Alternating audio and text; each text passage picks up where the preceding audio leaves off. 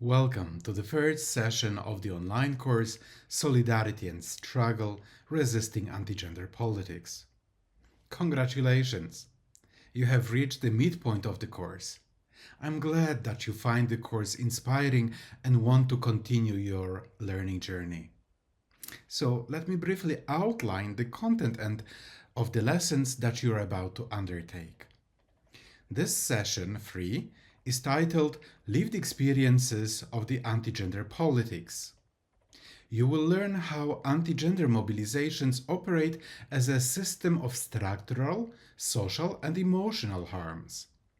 We will show you how anti-gender politics are not limited to public debate or ideological rhetoric only, but also how it shapes community relations and the intimate conditions of everyday life.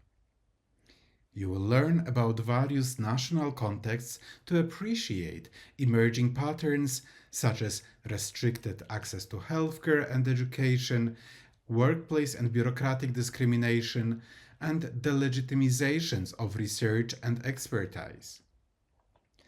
By the end of this session, you will also understand how anti-gender mobilizations operate and create forms of harm across borders.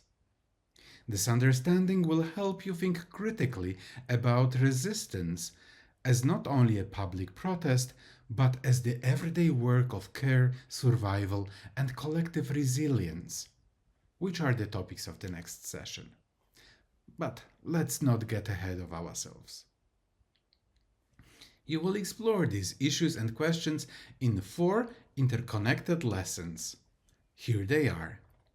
Lesson 1, Institutional and Everyday Impacts of Anti-Gender Politics, explores how laws, institutions, and ordinary practices translate in the ideological hostility into systemic harms, silencing advocacy and reshaping the public sphere. In Lesson 2, From Hostility to Harm, Violence and Intimidation, you will learn how structural hostility becomes personal, embodied harm that negatively impacts everyday lives.